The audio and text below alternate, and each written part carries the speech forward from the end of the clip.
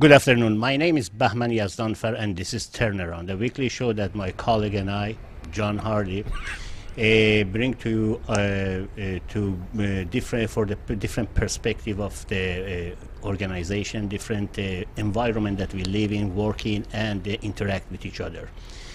Unlike any other specific programs, we bring all sorts of the angles and factors involved in human interactions.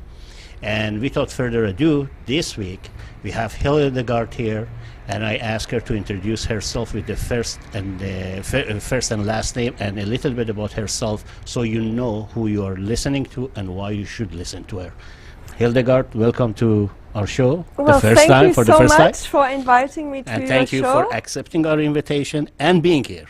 Turnaround is so appropriate. So my name is Hildegard Gmeiner. Yes. And I am a mystic, writer, mother of four, and I'm also an intuitive awareness consultant. Intuitive assistant. Awareness consultant, okay. Because what I am not aware of, I cannot do anything about. And are you aware of everything? No. Okay. It's a process. Oh, okay. Right? So let's start at the beginning. Okay. The journey started about 29 years ago, maybe almost 30 years ago. And what get you when I lived this typical 3D life, I was a stay-at-home mom, 3 little children, you know, perfect lifestyle. And after the birth of my 3rd child, I was about 200 pounds during pregnancy. Shortly thereafter, I think it took barely 6 months, I was below 100 pounds without even wanting to lose weight. And I suffered from these near-death experiences, like I collapsed in grocery stores, on sidewalks. I was going out in the morning not knowing whether I'd make it home, that type of thing. Is it related to postpartum kind of the situation, or it was? Thank you for saying that, Yeah. because I think this is a total miss. This whole No, my background was in the medicine, that is why. But that is exactly what Western medicine, they did the best Yeah. they could, Yeah. but it didn't really fit into anything Okay, at all. physically. And then one would say, well, the hemoglobin is fine and this is fine. And so the long story short, nobody really could come up with why is she fine 1 minute and the next time she is unconscious and she's falling all over the place. So I was in this space, I saw my body lying there, and suddenly I'm in the light, and I realized I wanted to cover my eyes with my hand because it was so bright, much like the beautiful bright lights here, but a million times brighter. And I realized I don't have a body. So Where am I? So you were experiencing out of the body, kind of the out of the body Some experience? people call it near-death experience, some people call it out of body. So where were you relative to your body? Were you above it? Like, were you aware of your body being at least somewhere physically, but outside yourself?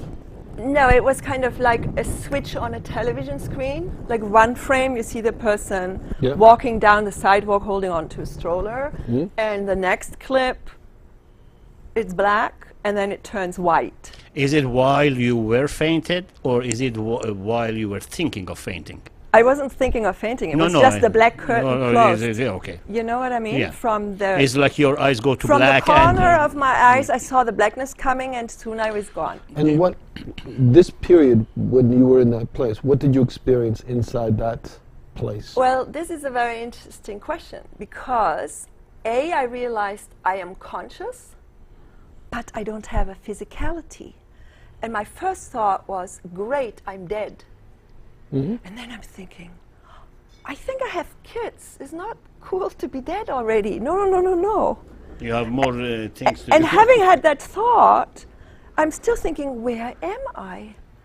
I hear a voice in the distance, and I'm thinking, I want to go to that person because what is being said, I really resonate with.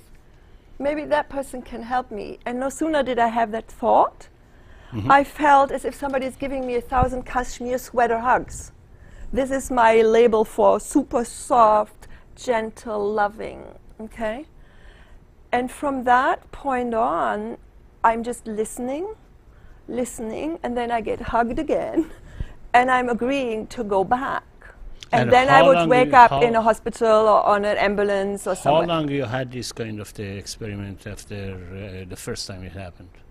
Well, it Is it- first happened when I was in Germany. I was visiting my family with my I think my baby was about 7 or 8 months. It happened in a department store, kind of like a Bay or Sears store. Although when you're in Germany, this kind of thing happens. That was the very first time it Yeah, happened. yeah. And then when I came back to Canada, so it was about a year. Okay. Sometimes I wouldn't faint for 3 months. And sometimes when- it would happen more And frequently. when was the epiphany that you said, I have to do something about the spirituality? When was that? So there were a series of these events, and in one of them, I was lying on a table. I had 2 people by the foot, 2 by my head, and 2 on either side. These people were so gorgeous, long silver, platinum, I don't know what color their hair Male or was. female? I can tell you. Okay. Their eyes were almond-shaped. They talked to me telepathically, and what they told me, I then told the medical doctors, I told my husband, and needless to say, they were thinking, oh my God, something is seriously wrong. Put her on some She's not the same Hildegard who left Prozac or us. something. Yeah, exactly. Put her on antidepressant. She's hallucinating. There's something wrong. Okay. So, however, it became quite clear to me in those days that there was more to this world than the 3D reality. Okay. However, coming back into this world, I lacked recognition of my home, my husband, my children, my neighbor. It was almost like I was cut in half. There was an aspect of me that initially had no recollection whatsoever, but over time, the memory seems to come back, but nothing made sense to me anymore. I was able to listen to this part of me, and the other part of me was saying, this makes no sense. This is so crazy. Beam me up, like literally, like on Star Trek, right? So this part of you, let's say, how did this other part of this new part of you, I guess, connected to, or that was always there but you weren't perhaps aware of, how did this connect to, let's say, your husband and to your children? Interesting question. Here's what now this has been 25 years ago. My oldest is 29, so it must have been 25 years back. What I pieced together over the years is human beings the body is a vehicle. What really animates the body, call it the software if you will. Soul. Call it soul, call it essence. And so there are soul agreements that are made before we come into the body. And so with the essence that occupied this body until the age of 33, I had a deal to come in when this essence wanted to leave. And there was a need for the body to be relatively exhausted, run down. The body had already made 3 children, had gone through, So it's like a relay race. You're passing on the body to the next. Exactly. Except that it's happening in the course of one life. Exactly. And from what I gather from these experiences that I firmly now believe and am convinced there were spaceships, people, there is much like you have, let's say you might have a couple of children, one is 4, one is 6, one is 10, one is in university already. They all have different levels of consciousness. They have different skill levels, different abilities. So you will put your 18-year-old maybe in charge of the 12-year-old, and the 12-year-old may be able to take the toddler out of the playpen. So as a species, I think it always has been on this planet that we have been impacted by intelligence from different classrooms, call it different worlds, different realms. Like, I don't really like the term ET because it enforces more separation. I think the real issue is I lived until I was 33 years old thinking I was little, I was insignificant, what difference can I make, Yeah, Standard program. can you distinguish between these two? Are you talking about extraterrestrial existence, or are you talking about life after life kind of thing? What is the There is no difference. There is no difference, in my opinion. Okay. If you consider the electrical current, whether it is a computer that needs it, or it's a light that needs it, or your microphone needs it, Current is current. However, there's different frequencies to it, yes? Okay. So depending on what you need something for, what country you are in, here we have 110 volt, somewhere else they may have 220. So there's different resonances, and our physical body, based on our essence plan for this lifetime, has certain awareness that it comes in with based on the experiences it had in previous incarnations. Now that may blow some of the people's mind. They may not believe in No, incarnation. we had last week a gentleman by the name of John Stewart, and he was from different, from scientific aspects of that, he was alluding to the same thing that you are saying. That is why I ask you if you can distinguish between two. Let me ask you, after all of these things happened to you, what makes you to decide to get in this kind of the I can't call it business, but in this line of the understanding or work or communication with people? Well, Because not everybody gets this and say, hey, tomorrow I become the consultant in this field. Well, you know what? Where It did you is start? 25 years in the making. It's I not understand, like but I woke up thinking this is what I'm doing, what right? I'm saying, what was your first move toward this direction? Did you seek outside of the scientific community? Okay, they don't understand me. Should I go somewhere else? Or did you have someone who helped you? No. Here's the thing. I was confronted with the experts not having answers. Okay. And at some point, I was thinking, what if I have an electrical problem and I'm talking to a plumber, liken it to a house? What if whatever is happening to me is outside the frame of reference within which Western medicine is operating? Okay. These people did their very best. They didn't enjoy seeing me week after week after week. No, I understand You know that, what I but mean? it must be a point that you said, okay, these people cannot help me. Exactly. Now where should I go? And that's exactly what happened. Now, in all of these experiences, my consciousness got imprinted with understanding that I had never studied. I never read a medical book in my life. I had no idea what a pancreas or a digestive system looks like. Okay. But suddenly I had vision of kidney bean with a little P on the top. Okay. And then suddenly a book falls off the shelf somewhere. I'm struggling, trying to be a stay-at-home mom with 3 little children, doing the breakfast, lunch, and dinner, and go to the grocery stores. And all along, I'm just petrified, and I don't really know. And how do you cook? What do you do? But I had this inner voice telling me, take a piece of paper and write it down. Like I journaled ferociously. Okay. Oh, you're coming from, 6-dimensional reality into a carbon-based body, and you need to feed yourself, and you have this, and you have a stomach, and you have and it went like 100 miles a minute.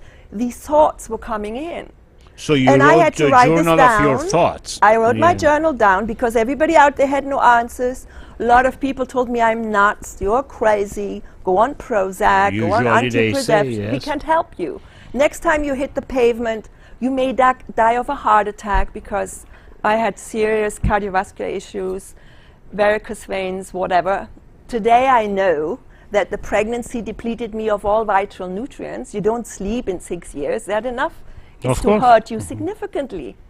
But because the way the system was set up, people don't look at the emotional, the spiritual, and in our world, we do not consider that people as individuals have access to different worlds.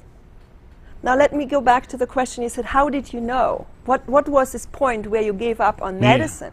No. My point was, what was the point that you said, okay, I know there is something else out there, which is out of the frame of the medicine, but what was your first physical move toward that direction? That was my point. My mom, I was raised very Catholic. Okay. And for Catholics to, divorce or separate was not an No, option. no, well, die it is and an go to option, hell but it's straight not away. very welcoming option. Well, and it's very I mean, distressing. hell's an option, but it's just not, it's not the preferred route. No, it's not the preferred Yeah. way, and it was very distressing for everybody, right? And I must say, I feel very sorry for my husband at the time, because all he had to go by is what the medical doctor said. Okay. He was not a medical doctor either. He didn't know what to do, right? But then when your wife all of a sudden cleans out the kitchen, all that once was food, you eliminate from the cupboards, and you bring home stuff that he doesn't really know about and refuse to, do the, Oh, you the pot become to roast. change and your lifestyle. I then. have Oh, to okay. change my lifestyle significantly. Why? I don't know. I didn't Okay. know. Okay. Today, I do know. Oh, yes, at that time you're just doing it what your intuition. Intuitively. Yeah. So my mom sent me a book on Holy Hildegard van Bingen, an 11th century mystic, after whom she had named me. My dad and I named me Hildegard. I read the book and I'm going, whoa. And suddenly I realize this 11th century mystic said she was an abbey, she was an abbess. She founded the first, might not be correct whether it's the first one, but she founded a cloister, like a situation where women live together, they sing, they garden, they pray, they grow herbs, they heal. And in those days, the Catholic Church was not really approving of her. That was not what an 11th century aristocratic woman was to do. And she said, everybody can talk to God. And I'm only doing what God tells me to do. And I think my Catholic upbringing in a way did help me, because I said, well, if there is a God, now would be a bloody good time to show yourself. And I Yeah, had- but medical industry, they treat that as a schizophrenic exactly. kind of Exactly. approach. But so that started me to research God. I studied Bhagavad Gita. I studied the Quran. I looked at different teachings. And in Toronto, we are so blessed. I mean, the whole world meets here. And by that time you separated from your husband? Eventually, I took Yeah, my okay. kids and ran. So you took it. I thought he was not happy with you. No. Well, he was not happy with me, but Oh, I am didn't with you, want of to be course. put So it was a into mutual agreement, okay. But now, after 25 years, I'm getting back to you. After now 25 years, now back to the present. Now we know how to get there. What is it that you do? What I'm doing. Yeah. Let me just tell you how did I get here. Yeah. Because when the conditioned mind, the boxes that I tried to fit in all my life, so people like me, so people approve of me, so I'm told I'm a good wife and a good woman, whatever. When these boxes fall away, this frame of reference falls away, what do? You're in a lonely place, of course. Exactly. Of course.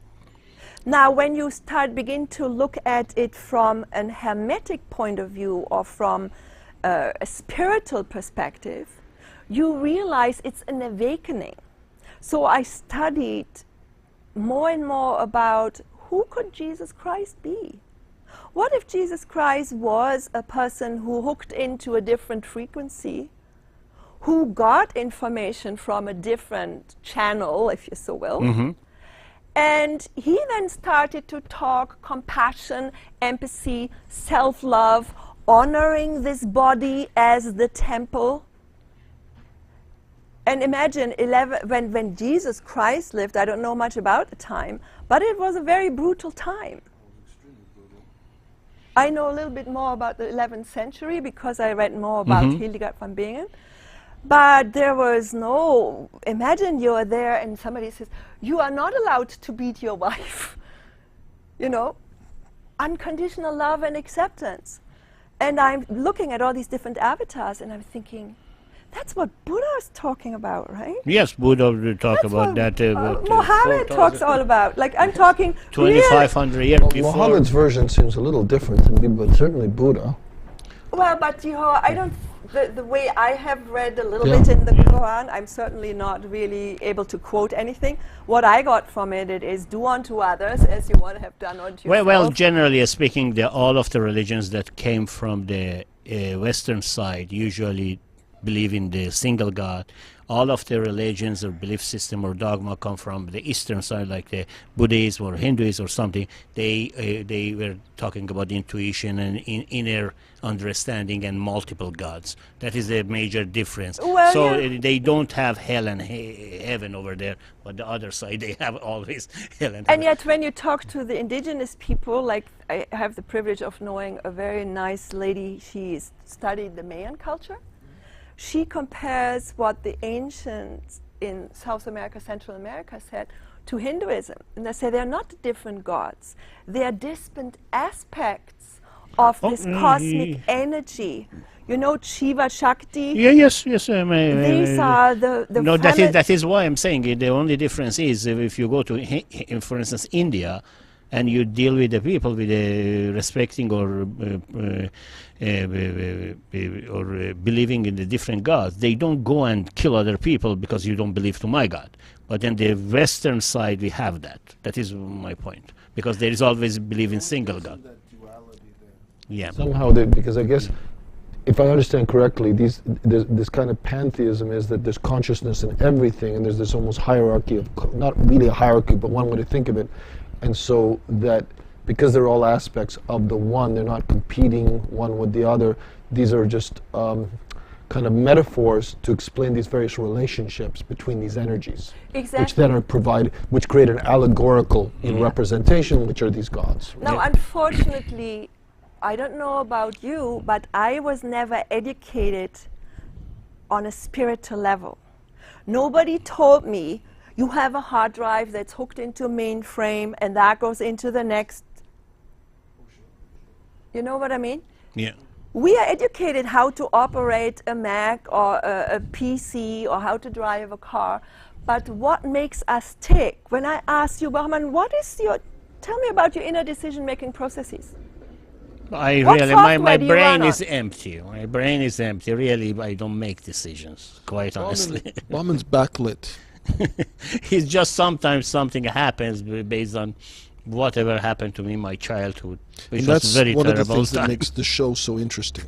Well, but that's how we all I'm work. just being facetious, but you. No, but you make a very good but, point. I am not a good person to ask, because I have, like yourself, I have, like everyone else. I mean, when we get to this age, we have a lot of experience to refer to as a point of the reference. My point of reference probably is completely different than yours, and so on. I can, but I always believe there is something beyond the human being, the way that it is in the physical aspect. But I believe personally, my brain is too small to find the answer for I that. agree with you, Yeah. but maybe your heart is big enough, and that's the point I want to make. Oh, that is questionable. In this process of having a destroyed body, 3 little kids, not knowing, how I was going to It's survive not the next destroying. day. You brought three entity to this world, and those they have a spirits of their own.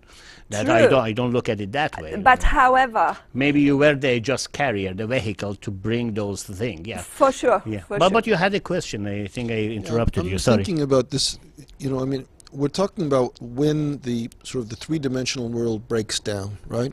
Which generally happens to people, later in life. In your case, it happened a lot earlier. Yeah, So you had the experience at 33. For most people, it happens, sooner or later, by their 50s, 60s, 70s, 80s. At some point, in most lives, it does break down. The kind of the role that they assumed early in life, the person who they believed themselves to be, eventually they just somehow this sort of cracks in the veneer, and they realize this is not quite as I imagined, right? Okay, so you reach this kind of existential sort of hole. Now what? Now that's what I'm interested in. Let's see, when you were in that hole, but now you had another entity, right, within yourself that was... Call it an upgrade. But let's just say an upgrade. But the thing is, you are now conscious of both at the same time, correct? I am deriving an understanding from a different place. As you look back on it, from As I look back. from the person you are As today. I was Yes. standing in it, it Yes. was extremely horrifying, because I didn't know where I belonged, who I was, who are these kids. Like that was clear. I was told initially what I remembered, because the memory only came back many, many years later as to what was actually happening. Because while I'm in the middle of this, I just come out of the hospital, I was in a daze. Like I remember the second or third time this happened, I had a very difficult time to be in the body. My first reaction was, I don't want to be here. What's going on? Somebody beam me up. Like I really didn't want to be here. But what was clear was I have to raise these three people to the light. These words made no sense to me. I had no understanding of what it was that I was supposed to do. So you experienced yourself as connected to your children, but in a completely different way than previously. It was a mission. I had a mission. I had to take care of these creatures, and I had no clue what to do with them. That must have been how was it for the children? That must have been quite the shock for the children as well. I don't know. We have to ask them about it. And have you ever asked them? Actually, I have, and it's very interesting because my now 27-year-old, when he was 4, I found him out on the front lawn. At this point, we are living in the country, have a nice little house in the bush. And in the morning, I go and wake the kids up to go to school, and he's not in his bed. And I got panicked. So he's on the front lawn, and he's talking about, you know, this and that. And Mommy, I want to go back to Mars, you know, but I want you to come with me. And I'm going, what? And he starts talking and talking about stuff I had no idea of. How can a 4-year-old know this type of things? However, over time, I now see it all made sense, because at that very moment I said, oh, maybe there is something to what I journaled so and so many years back. Maybe there is something that I will discover in the process. And I have a role to play, and first of all I have to use this knowledge that I'm now getting to take care of my children. And it showed up that way that I realized I need to change my diet. A lot of petrochemicals had to get out of the house, no more perfumes, no more wheat, no more dairy, no more red meat. Which, of course, if you are in an intimate relationship with your mate, is a challenge, right? Well, I mean, you just basically changed the deal completely. Absolutely. I threw a couple of $100 worth of stuff out the door, and suddenly shop only in a health food store, and if it's not organic, I'm not going to eat it, and I don't do your pot roast anymore. I mean, that is horrifying. For him? Absolutely. Well, yeah. It was horrifying for me too, because I didn't relate Probably to most my husbands very... would fall to that. Look, Yeah. I mean, I married my very best friend. I was the most fortunate person on the planet to be married to this guy. He was so sensitive. He touched wood. He was an engineer in wood industry. Just as a curiosity, at the beginning you say you're the mother of 4, but you say 3 kids. What's happened? In those days, I only had 3. Oh, okay. I have a daughter from a different relationship. Okay, okay. I just Yeah. the numbers. I am. You're paying attention. I like I'm that. a number guy, kind of. Yeah. So then, the path out of this hole into how is life going to work? It was just survival, day to day, minute by minute. Trusting your intuition. And for me it was, when it feels good, do it. If it doesn't feel good, don't. However, when you have to be responsible to the commitments you make to other people. So I'm committed to take care of these children, so whether I felt like it or not, the diapers needed to be changed, the food needed to be there, they need to be taken to school. So that was the shift from the intellect, I will do things to please you, I do things to, you know, be a good woman, or to do what society says you have to do. Or to fit that role and as part of the theater of life. I mean, to fit into that. Exactly. Yes. And I didn't fit in anymore. I became weird and strange. None of my friends wanted to be with me anymore. And I understand that, because we didn't have anything in common anymore. And it's not just happening to me. There is millions of people out there who took on a soul contract to get shot into a body, I call them walk-ins, Yes. who have a contract, and I remember quite clearly what was said. You're a consciousness scientist from Andromeda Galaxy. You are going to be stepped down into 3D. You are going to experience life in 3D. You're going to first and foremost fix this vehicle. You're going to be responsible for these people. And then you can share from what you have experienced with other people. That's how you make a difference, and that's your job. Like it or hate it, you send out for it, do it. And So that was your mission. That was my mission. And now that I feel everything that initially came from my hearing, I'm clairvoyant, I'm telepathic, I'm clairaudient. So you can understand what I'm thinking right now. When I focus on it, I possibly Good luck can. to you. I'm not interested. No, I no, am- it is empty. but- It's very difficult for clairvoyant But you to see- really But understand. when a thought does come in, you have to block it out because otherwise it can be quite potent. This is I why know it's- from experience. It is very scary for people initially when they accept their extra sense perceptions, because we have 5 senses. That's right. Most people in 3D can't feel a thing. If you don't say anything, they don't. Then you say that they intimidated. I'm sorry, I lost you there. I said, if you don't tell them that you have that ability to find out what their thoughts are, they become intimidated. But if they don't know it, if you keep it with you, they don't understand it. They don't know it. Well, do you have children? No, of course not. There is someone like me can bring that kind of another vehicle in this, another vessel in this world. Maybe, why No. not? Children, we are all born with this. I am not special in any way. No, I understand that. What I'm saying Every is- human being has the ability, but a lot of us don't listen to it, and I shut a lot of my clear audience down at age 5 and because I remember sharing with my dad. He was buying a harvesting machine with somebody, and I could see that there was going to be trouble, and I kind of wanted to tell Dad, do not trust this person. And that is why I'm saying, if you tell people what you feel, what you think, what is your intuition, people get intimidated, or either they doubt you, or they are afraid Well, that you know something. This Well, been- you this- don't tell people, but here's the thing. The planet Earth now is in a space, cosmically speaking, where more and more of our DNA, which has been locked up, we can talk about that later, comes awake, is activated. People begin to know stuff without knowing why. Suddenly they have understanding they never had before. And people get scared and they think there's something wrong with them because they have a knowing in a situation and they don't trust that knowing because we are not educating our children that there's nothing wrong with them. Hyperactivity, like one of my children was apparently labeled with all of these things, ADD and whatever. This child just tunes into a different frequency. A 4-year-old knows whether they like this adult or they don't like to sit on that person's lap because they have this intelligence innate to us. It's only by the time we are 7 or 8, They we kill are it so for you. outwardly focused, we are told, don't do this, don't do that, you don't know anything, you are a child. And then we give up and we believe in the separateness. Children are very connected.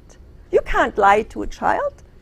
Parents think we just pretend to be good, there's nothing wrong in our relationship, whatever. Don't lie to your kids, they know. Because they they know have these only too radars well. open, you know? One thing, though, is when somebody Microphone. gets this level of insight, well, it's more than a level, this complete shift, right, where they now know that they were essentially in a box this whole time. Now they're outside the box.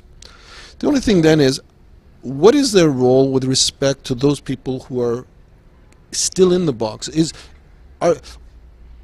there a role for them to play with those people, or do they basically have to look for the other people who have removed themselves from the box? What are they to do then? You mean the people around? Well, no, the people who, for instance, let's say yourself, Yeah. you've now pulled yourself outside the box, but everybody else is in the box, Yes. right? So trying to speak to the people in the box from outside the box is rather difficult. It's a different resonance. It's like you're Exactly. having an AM and an FM station on the radio. Precisely. I used to be in AM No, and they now call I'm you- in FM. We can't connect. To my How point, do you connect with exactly. them? So now, one, is your role to connect with those people, and then two, Or is it to connect to the other ones who, like yourself, have escaped from the box? Okay, What is the role at that that's point? a very good question. There are two things. Point one, when I initially entered this body, I had no integration. There was none of this was integrated. It was like you're taking out a hard drive out of a computer, and it's a useless tool, really, until you put a new one in, and then you can work with it again. So there was a bit of a layover there, where I really don't think I could relate to anybody. So you weren't in, you weren't out. That's right. I just wasn't on the way out. Yeah. Kind of Part of it was on the way out, and the new thing came in. This but is the the two integration of entities. the new essence Yes. for it to take on and run all the systems took time. As I became more aware and I integrated more, I went instantly from resentment and hatred and it's all my husband's fault to, and again, because that's a conditioning, we are focused out there, thinking that we are victims of circumstance and people do things to us. Right.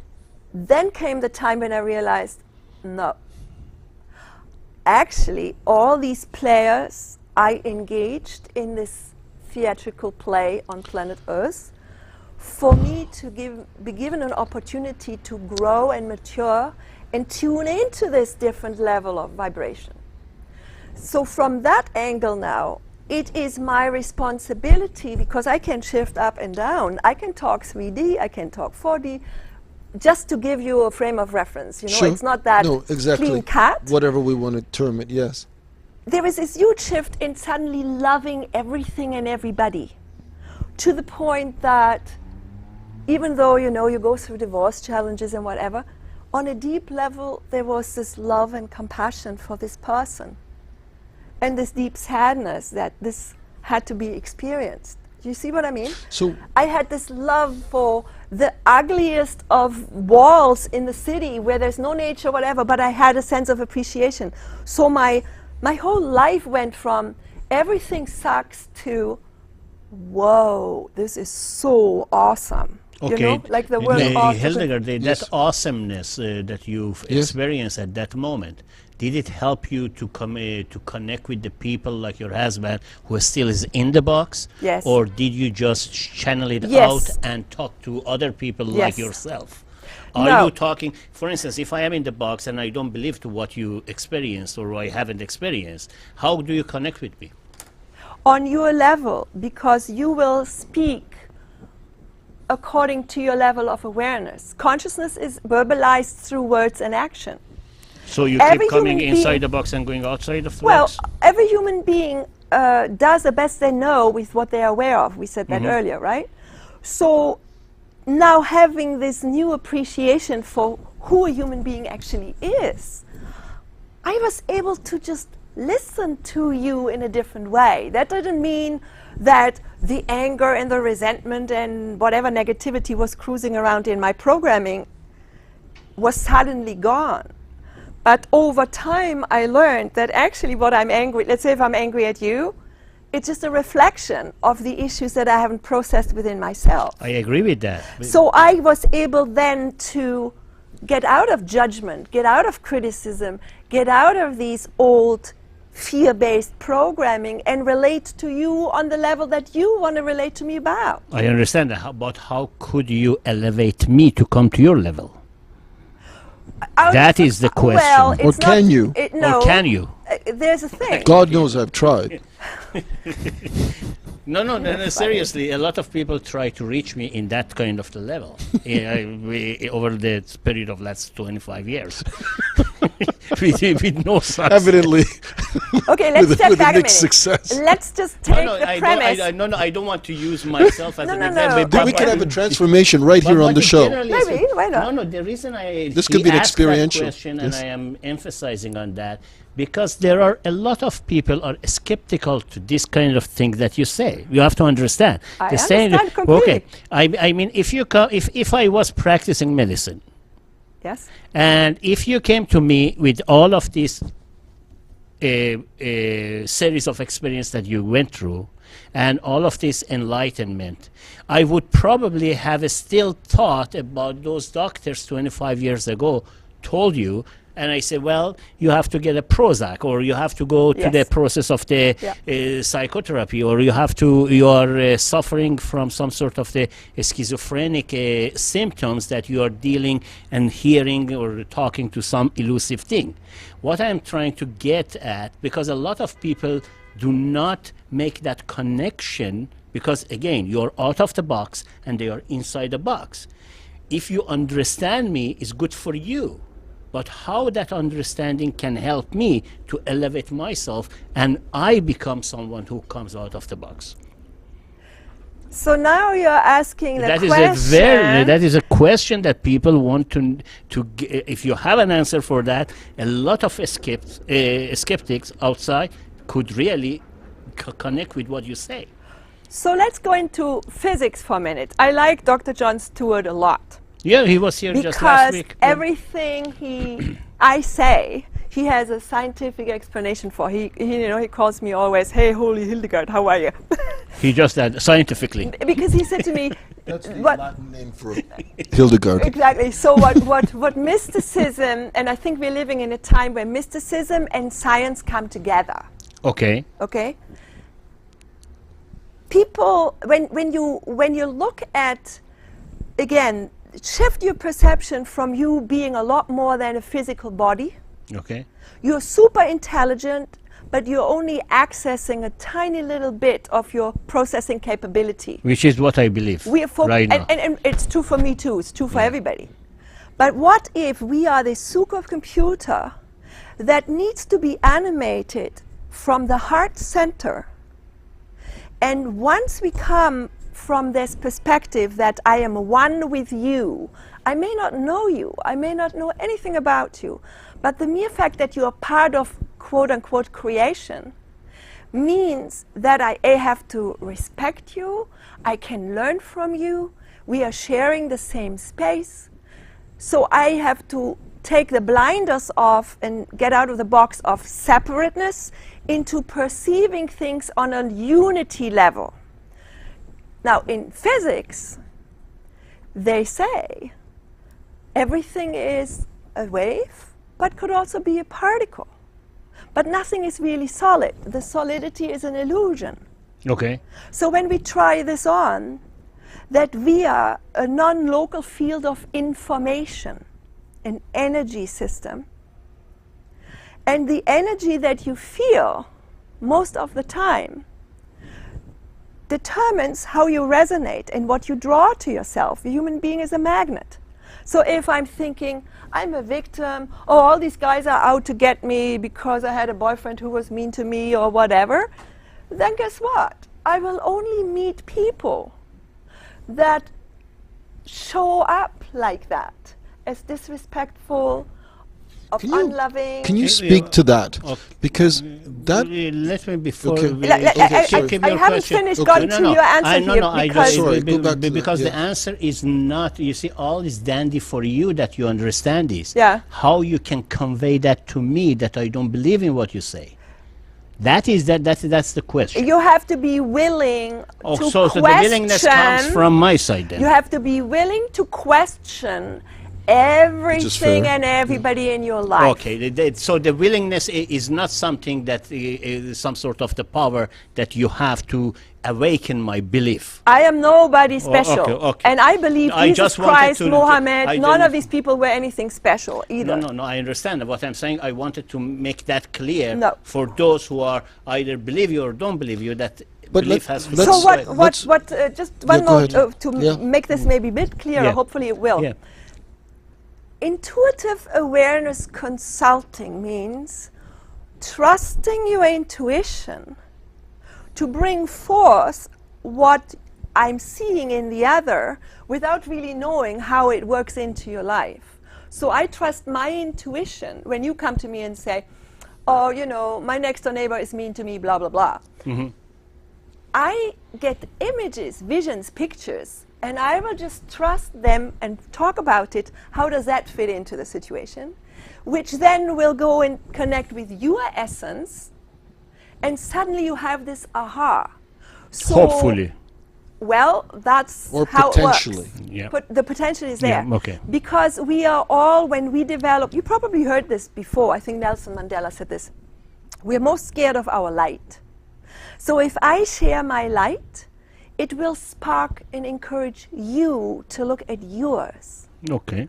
But if you're not willing to look at yourself, you're not willing to question So there is yourself, an issue of the willingness that it plays role. nobody can Oh, help you. You know, that's a- denial What is was very your deep. question? You So said- exactly, going back to this example, and let's say, okay, choosing Bauman as the skeptic, but we're all in the same boat. We're all in a box, right? Me too, still. Well, exactly. Just for the very fact that you're here on some Yeah. level, you're in a box.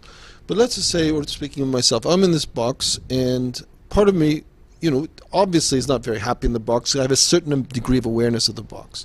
But at the same time, too, there's a resistance to what's coming in, because when that information comes in, what is it, and this is the question here, what is it that keeps us in our boxes? Because we're actually, on the one hand, we're suffering. We're all suffering in the box.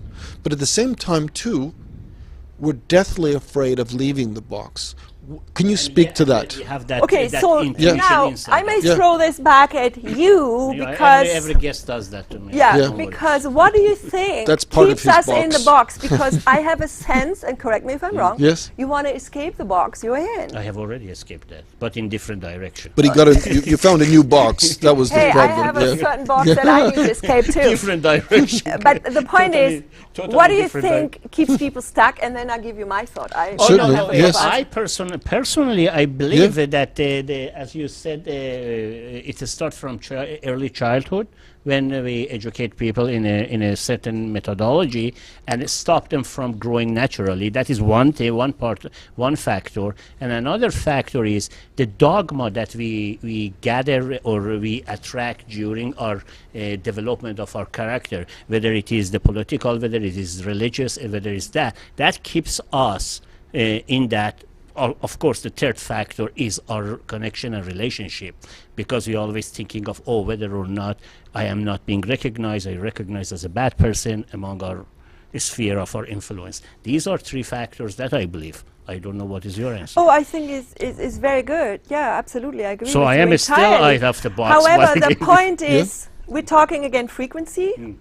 When I come from fear, false evidence appearing real, I'm stuck in a box. I'll stay there because my frame of reference is a certain way. I work somewhere, I'm related to somebody, I'm married to somebody, I have kids, I live in the subdivision. Are you talking about now or then? Generally speaking. No. We expand our boxes. Or You see, built we our expand boxes, our actually. horizons. Okay. So even though I stepped out of a certain box, there is still another thing to break through. Like, I've given birth 4 times, but I'm fearful of publishing my writing. I'm fearful of doing my YouTube videos, or there's certain things Which that proves that you're still in a box of some kind. Exactly. And even if, let's say, I am out there like David Icke or some of these people who have done their work, they have certain boxes in which they are operating in as well. Their comfort level has expanded. Like my comfort level certainly has expanded from when I first, came into this body, let's put it this way. But it's fear. It is absolute fear that keeps us stuck. And it's a conditioning that we have so taken on as real that we make choices that perpetuate limits us. But I know intellectually we are limitless beings. But just about what you said, and then John, one of the philosophies that I studied in the past gives us the power of choice, power of the choice of individuals. You can use your past adversities or past fears to build a wall around you, or that box that you are talking about, or rearrange them and make it steps and climb on that. That is the power of the choice. Therefore, the fear factor, although it is very important factor in human life, but if one individual understands the power of the choice over fear, then they can overcome that. I agree. There's another aspect, though, and Dr. Joe Dispenza talks about it. I think the book is called How to Lose Your Mind and Get a New One, something like that. Oh, that I need that. And that is, Does it come with a guarantee? he talks about the neurology of emotion. So, and that gets me back to why was Hildegard's body so sick in her early 30s? Because the body was stuck in the fight and flight, in the sympathetic nervous system, where the body ran on adrenaline all the time. There is not enough there to digest food. You are just, you know what, how does it work? Glycogen is made to glucose, goes into the big muscles so you can run or fight. But that is only supposed to be a short term, right? We shouldn't be in fight and flight forever. Adversity builds character anyhow. However, biochemically speaking, the brain is creating pathways that always say, oh, it's scary, I can't do this. We are addicted to, this is my uneducated opinion, this is my intuition. So why are we listening to you? Well, you invited me. Your mistake. No, I'm just being facetious and uneducated. But the point is, I'm not a scientist, I'm not a medical doctor. That's a second show, but yes. I am a mystic, So and we have my to come, mystical bring you back experience again. says Just to know. when the brain is switched, hardwired to a certain track, Yes.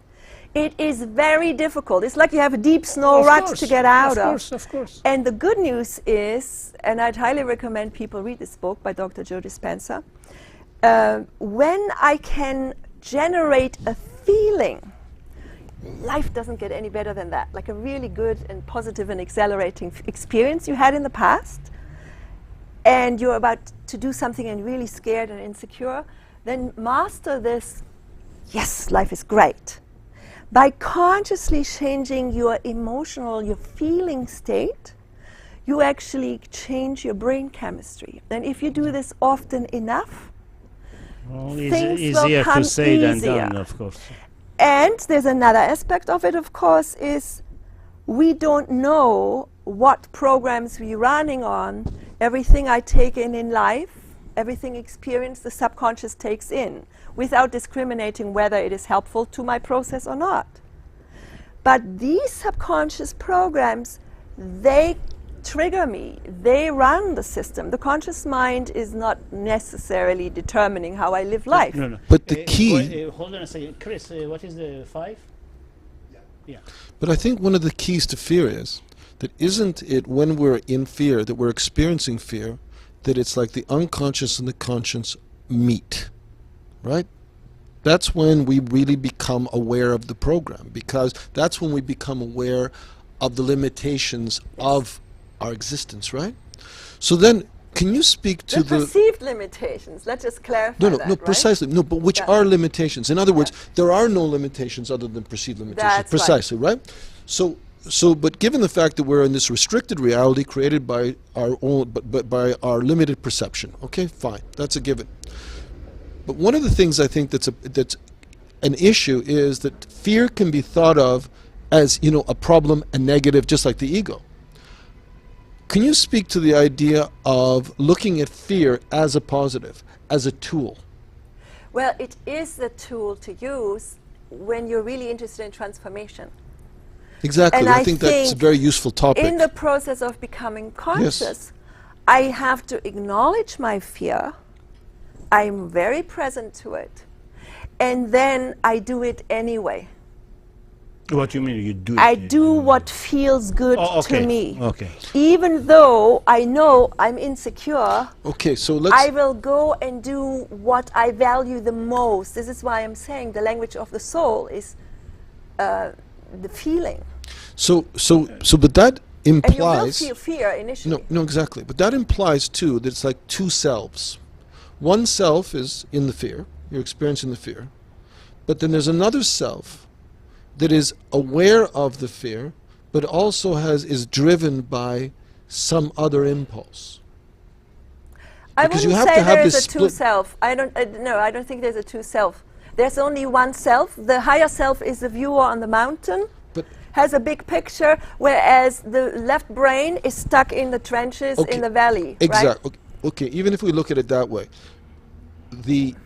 initially though, your first experience of it would be another self, right? Another observer, because of the fact that at first, all you would be experiencing is fear, right? Yes. On the lowest consciousness, that's all there is. That's right. I'm fearing, I want to get away from it. Now, there's some other consciousness of something, because there is another impulse in there. Once you're knocked at the soul, at the essence will give you input. And there's a good distinction, very Yes. easy distinction. Check in with your thoughts. Hmm? We have 60,000 thoughts a day. I think Deepak Chopra said that. I don't know, never counted He them. hasn't met me. But the point is, I have much less, but if all of these 60,000 thoughts are fear-based, and you run on guilt, shame, blame, self-criticism, judgment of self, judging everybody else around, it's the wrong frequency. You know that it's destructive, you will emotionally make yourself upset and physically ill down the road. exactly. Then I'm aware now, oh my God, I'm judging him, wears the wrong color sweater or whatever. Yes, of Then course, I yeah. can come back and say, okay, let's reframe that. I am practicing compassion, empathy, tolerance. I love myself. I do my best to accept what is. I may not agree, but it's about how to get control of your mind, because the mind, to me, is like a clutch in a stick-shift car. Right? It's a very good tool, but if I don't engage that clutch at the right time, the engine has the right RPM, it's not going to be useful. And if the clutch is lying on the sidewalk, it's not helpful either. So we need to learn, become aware within ourselves. How do I feel? Am I emoting, which is reacting to something on the outside? Or am I actually feeling at peace? That is the first step. If you're into transformation, become aware what makes you tick. Are you running on the fear? Are you running on love? Right. Okay, we Well, have to leave it at this, because exactly. we are getting to the close. No, it's to the end of the fascinating. We program. I can't get tired of that, because apparently this thing is ongoing journey that you have to It travel. is an ongoing journey, and it's a very For all of us, satisfying really. journey, because a long time ago I was never supposed to live, and now I have 4 grown children who were raised by the theories of my journal book. Oh, good. So now I'm looking forward to sharing this more, hopefully have maybe events here on a regular basis and talk about these things in more detail. We are working on it to put the program, this program is only 2 months old. We have, 8 or 9 series so far, and we are putting it together. Before we leave, we just last minute, how people can get in touch with you if you want. Yeah, go to higherawareness.com, HIREAWARENESS.com. So hire, buy yourself awareness. Hire like you're hiring someone. Yes, Not you can a hire hire like me. elevate. Well, you know, maybe you Okay. get to hire awareness as well. And do you have any email that you want to put there? Yeah, it's Hildegard Yes. at higher.awareness. .com. Yeah. Okay. Thank you so much for Thank having you. me. But we are, again, I am sorry to cut it, because we have another show that is coming. Do you have anything on the... No, I'd just like to acknowledge Hildegard's input. I mean, even though it's a topic that is, talked about almost ad nauseum these days, these words have become not particularly meaningful because of the fact that they're used so much, but I think you brought a lot of clarity to this, and particularly because you're bringing your own personal experience to it, and that context which is required to actually bring it down to the personal, to the immediate. And thank you very Well, you much. see, thank you for, and if I may just put Yes. this in, I'm not an expert at anything, but I feel every human being has his unique soul insight, and when we begin to listen, really wonderful, magical things happen. Yes, And my life is nothing short of a miracle, That's great. you know. yes, and You thank you for folks, sharing that. Thank you for being with us. As Hildegard said, you have your own special soul in you. Please tune with us next week at the same time, same place. Good night.